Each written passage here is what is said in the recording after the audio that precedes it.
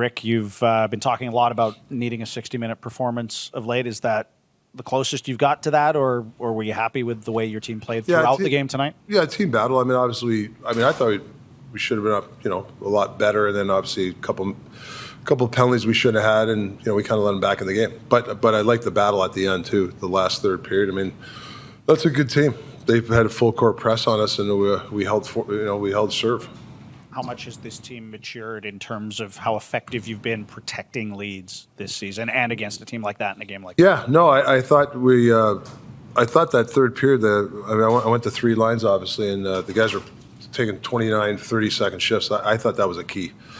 That was unselfish of the team to do that. We very rarely had anybody on the ice that was tired, which was nice. Like I said, they're a good team. They've full court pressed us, and thought we held up pretty good. And when we didn't, Demmer was there for us. Not an easy team to control play against, but 5-on-5 you were able to tonight. Aside from the short shifts, was it just a simpler game that you guys were able to play to sort of out-Hurricanes the Hurricanes? I just think our last two games we're playing faster. We're not massaging the puck. The D are getting up quick. The forwards are coming back quicker. And that's the style that that's the utopia that I'm looking for, right? That fast hockey and everybody playing the same way. And we're still striving for that. And tonight was another chip, another chipping away at it again. Miller gets the goal off a partial change, which would have been one of those short shifts for Pettersson. Sort of two questions stemming from that goal. Is that the sort of work you're looking for down low from Niels Höglander in terms of being the first guy in and creating that chance? And what does it mean for the team when you've got a superstar player with a potential opportunity like that who gets off? Well, that's what I mean. You had a lot of assists on that play. Actually, when we scored, everybody was cheering and high-fiving it. And I went up to Petey. I said, you should get an assist on that play. That's the unselfishness. If he stays on, who knows? But he comes off, Mills, he comes on at, full bore. I mean, he came down the pipe like nobody could have, stopped him. And then obviously it was a hell of a play by Hoggy, and I think it was best. But that's the stuff, those are the staples we're looking for. Yep, for sure.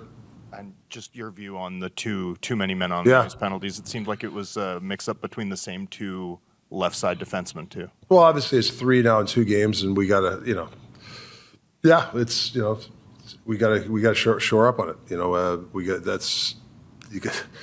Because we're full control of the game, and then you give them, what they have 2 or 3 power plays in a row, and that took a little bit of steam off us, right? But did a good job of killing it until that one. But yeah, that can happen, and all of us got to take responsibility, even the coaches.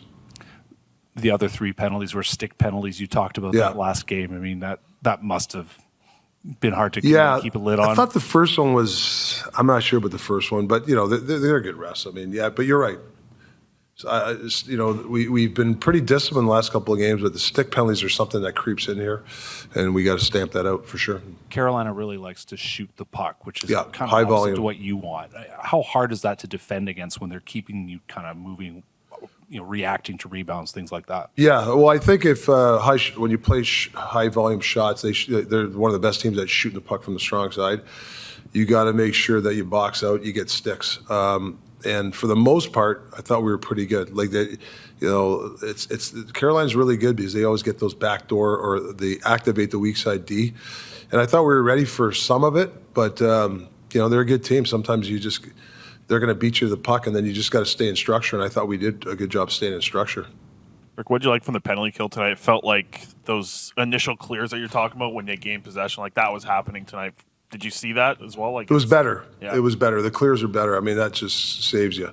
We're obviously getting that one at the end. They scored there late. That's a tough one. I thought we could have got PK could have been clean tonight, but for the most part, the clears have been getting better. We're not there yet, but it's something that we're been working on. With the depth defenseman kind of battling for the 6-7 spot, for Noah to continue his play on the penalty kill, how much does that help keep him in the lineup? I thought Noah Juleson the last 3-4 games has really played well for us. Like I've seen his game. He's kind of doing the stuff we want him to do. He's a first pass guy. He's getting the puck up when very rarely I've seen him get in trouble on the breakouts. Like in the past, sometimes you get a little bit pickpocketed, and I think he's starting to understand body position with the puck, like little things like that. He's done a really nice job for us. How about Demko's performance tonight, particularly on the penalty kill in the first period on some of those East-West plays? Yeah. I mean, Denver was solid tonight, obviously. Those are the performances we get from our goalies most nights. Just solid, very solid.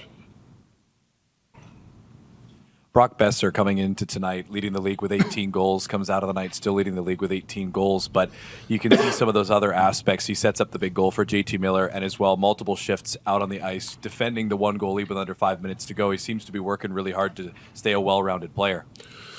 Yeah, he's taking a lot of pride in a 200-foot game. He just, he looks at me. He wants on the ice in those crucial moments to defend. And he's an underrated passer. I mean, that's a hell of a pass. He knows to go in spots. He's done a really nice job this year for us. Teddy Bluger ends up playing a season high in ice time tonight. What do you think of his play specifically, like on the penalty kill? Very good, solid. This is, Teddy. I remember he missed a lot at the start of the year, and I get to just see him. He's getting that goal. The last game was phenomenal. He had some matchups. I put him in. He was really good in the dots. I think he was really. I don't know what it was on the dots, but I got radioed down that he's one of our better guys on the dots. Teddy. That line's been good. I mean, that for the last 10 games, those guys have very rarely they're in our end. When I do game review, very rarely I have those guys on making mistakes in our own end. So obviously, it's a credit to Teddy in that line. Nils has been given more defensive responsibilities this season, like being on for more defensive zone faceoffs. And around 4 minutes into the third, he made a good play to kind of stop a breakout. Is this something you've noticed emerged in this game? Hoglander? Yeah. Oh, yeah. Definitely. His body position, his awareness is something that he's worked on. Not throwing blind stuff. I'm watching him do less of that.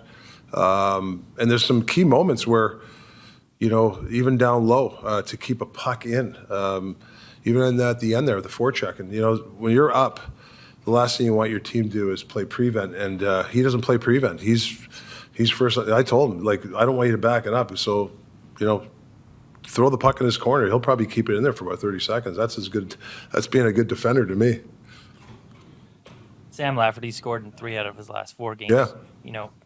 What's he doing differently to position himself properly? Is it just as easy as keeping a stick on the ice around the net, or have you noticed something different? Well, I had a big grin when that's a typical power forward goal. If you look at that goal, he goes through the middle drive. I don't know. He bowls his way in. Knocks people out, and then rebounds there and he puts it in. That's a power forward type of goal. You have to have those type of goals to win. So that's the type of guy that since we've acquired him, man, I don't know how many goals he's got now, but he's really come up big for us. And he's really helped Petey be in that fast forecheck, and he's relishing that role right now. Hopefully he can stay there.